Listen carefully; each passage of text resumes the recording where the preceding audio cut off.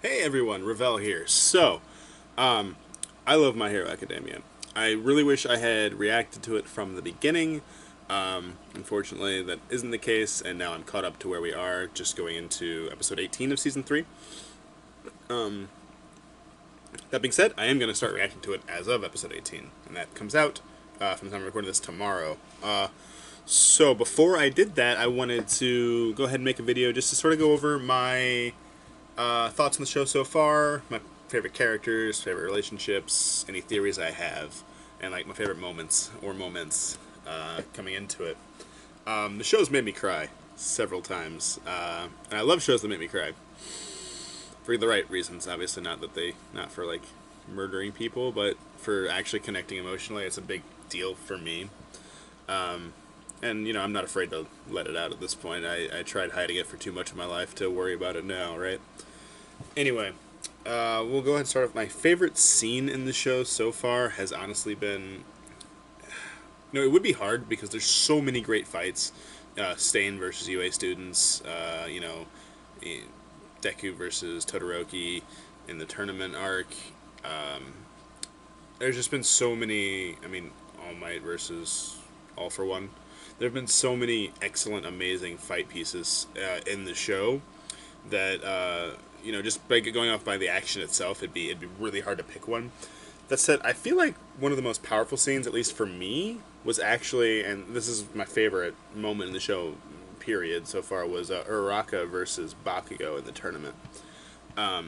It really did a good job of not only developing Uraraka as, showing how far she's come and that she could stand on her own, that she is smart enough to come up with these plans, and, she's not one to be written off. But it also actually developed Bakugo and showing, respect he actually has for not just the class, but specifically people like Uraraka. In that one moment where he calls her by name instead of, what was it, like round face or round, whatever he called her before that, he stopped using the nickname, and that was a big deal for, in that moment at least, when she had her big fight. And it was a really good defensive Bakugo in that scene too, from Aizawa saying like, no, he's not going. It was stupid to think, oh, he's being too hard on her.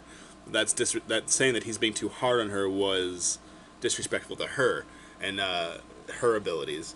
So I really like the way they took that scene where at first you're like, oh man, just it's uncomfortable and you like leave her alone, right? But then it slowly turns on you and you're like, yeah, no, Bakugo's right. Like what he's doing is actually the more respectful way to handle the situation and considering the circumstances. And then the phone call afterwards, and the moment when she can't quite get there, she doesn't get it, but she's proven to everyone that she could.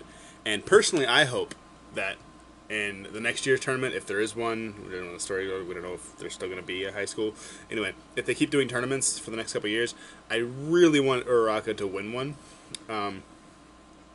Maybe in like the finals, like her and Deku, and she wins. That'd be amazing. I'm not expecting that, but that would be a really, really great thing for it to happen. But that's just something I would like to see personally. There's no basis in anything. Um,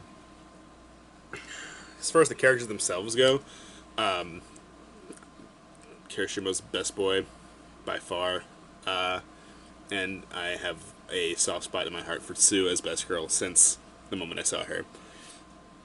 I was like, oh, it's Frog, it's a frog, and then she just was adorable and great. And then she cried a couple episodes ago, and I cried with her, and it was, oh god, I love Sue so much.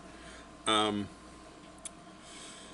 being said, honorable mentions go to Todoroki and Uraraka, because Uraraka is just the essence of an anime best girl in one bubble, and I can appreciate that. It just doesn't connect with me as personally, but I love her so much. She's definitely number 2 on my list. And to segue straight into my favorite ships, Uraraka and Deku, come on. It's usually I'm not big on like the main guy and main girl hooking up and getting together because it's such a weird done trope, but because the show takes those standard tropes that you want and just executes them so well, I'm totally on board for it this time. And I love their chemistry, and I love the way they react, I love the way they build each other up, and it's the right way to do that sort of relationship, and I can't not love it, and it's amazing. That being said, I non-ironically ship Kirisho and Kirisho? I guess, yeah, you can call it Kirisho. Kirishima and Bakugo. Um, they have obviously a great relationship. They're obviously best friends, at least. Um, and just sort of, it's just sort of a personal thing that I would love to actually see an anime, a shonen anime as big as this. Just be like, yeah, one of our main, like, just have them be gay. That would be fucking great. Just do it, right? They don't have to. I'm not pressuring on that. I don't care if it doesn't happen.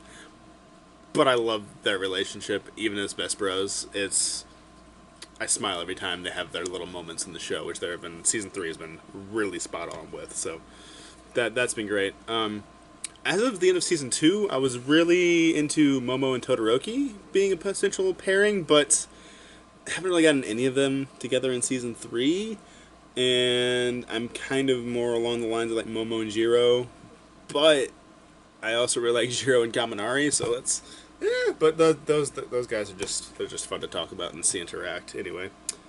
And the only theory I have in regards to the show, and this is one that I've talked about with someone who's read the manga, and they're like lips sealed on it. They won't tell me anything.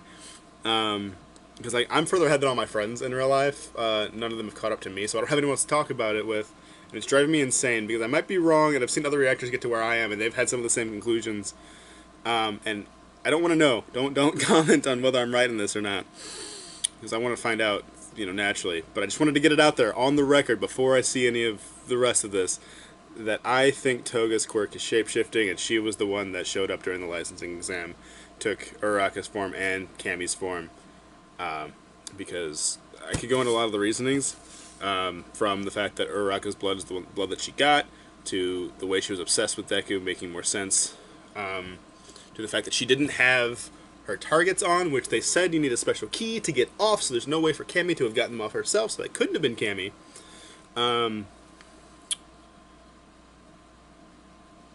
To just the behavior in general. I don't know. It's just a hunch that I had the second I saw that scene in Shiketsu High Lurking, and it hasn't gone away. And I really want it to... Oh, I really, really want it to be right. So, don't tell me if I'm right or not. If I'm wrong, that's fine. It's just a crazy thing that popped in my head, but if that turns out to be true, I'm going to lose my shit. It's going to be great. Anything else I want to talk about before we start? I don't know. I think I've established pretty well how I feel about this show, and I'm just really excited. So I'm looking forward to getting these reactions out and sharing this ride with you guys. Thanks for watching. Bye. See you in episode 18.